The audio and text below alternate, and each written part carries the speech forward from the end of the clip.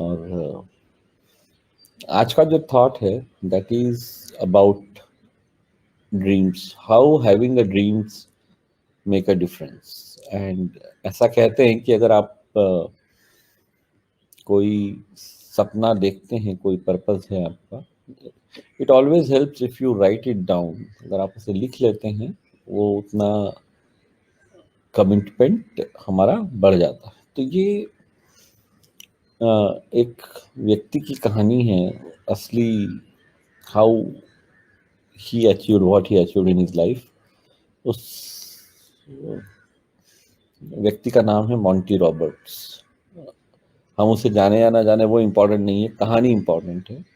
तो ये एक ऐसा व्यक्ति है जिसके पास बहुत बड़ा एक रैंच, यानी जिसको बोल सकते हैं करीब करीब 200 एकड़ जमीन है, जहाँ पे वो अपना बहुत बड़ा अस्तबल चलाता है। बहुत प्यारा सा बंगला है उसमें उसका। और ये हमेशा लोगों की मदद करने को तैयार रहता है।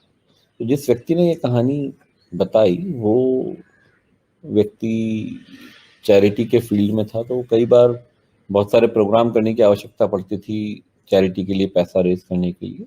तो ये मॉन्टी रॉबर्ट जो है, ये अपना जगह हमेशा दे देता था कि भाई आप यहाँ पे कर लीजिए। और एक दिन मॉन्टी रॉबर्ट्स इस व्यक्ति को बोलता है कि तुम्हें पता है कि ये मैं आपको, आप शायद जानते नहीं कि ये मैं आपको क्यों मदद करने के लिए हमेशा तैयार रहता हूँ।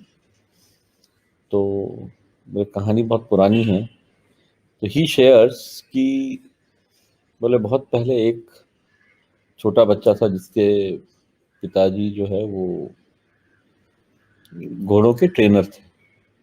और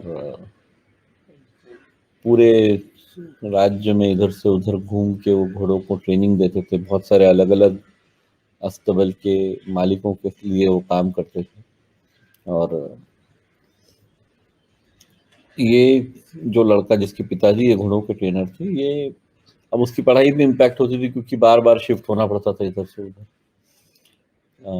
लेकिन जिस स्कूल में वो जाता था, एक बार वो स्कूल में टीचर ने बोला कि भाई सब लोग अपना जो है एक ड्रीम लिख के लाना है आपको। आपको आप जिंदगी में क्या बनना चाहते हैं वो सपना आपको देखना है और उसको कागज पे लिख के लाना है।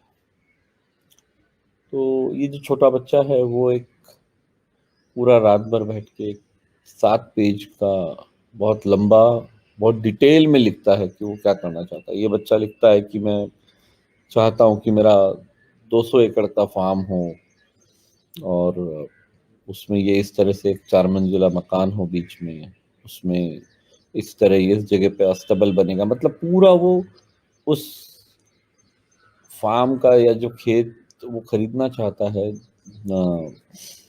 उसका पूरा नक्शा बनाता है। कहाँ पे घर होगा, कहाँ पे अस्तबल होगा, किस तरह से घोड़ों को रखा जाएगा, हर चीज वो इमेजिन करके बना के वो 7 पेज के इसमें लिखता है। और लिख के वो टीचर को सबमिट करता है। अब जब टीचर वो पढ़ लेता है, तो उसके बाद में 3-4 दिन बाद जब पेपर वो वापस करता है उसको चेक करके, तो टीचर ने उसको 0 दिया हुआ।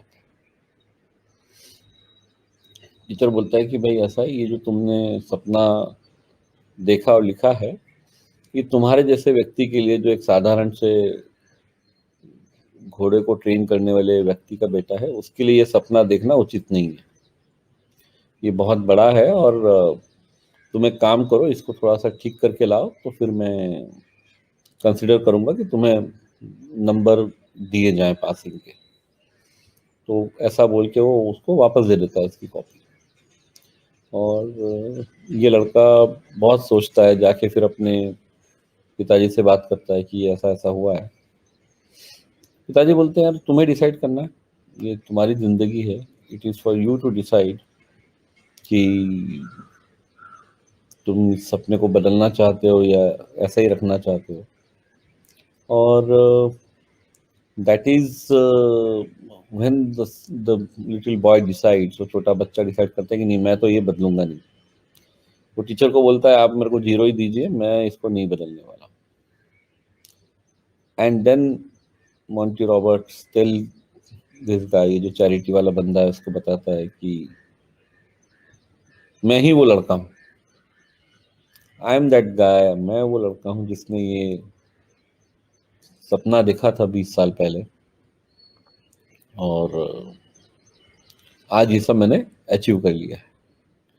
So what it shows is that the conviction that we have in terms of our dreams and how we go about it, that is something which is, which determines where we end up. So, और interesting बात यह है कि वही teacher जिसने इसको 0 दिया होता है, अब अपने दूसरे स्टूडेंट्स को, टीचर भी अब एजेड हो गया है, लेकिन उसके बावजूद क्योंकि वो पढ़ा रहे हैं, वो अपने बच्चों को कई बार इस रैंच पे लेके आते हैं मोंटी रॉबर्ट्स के,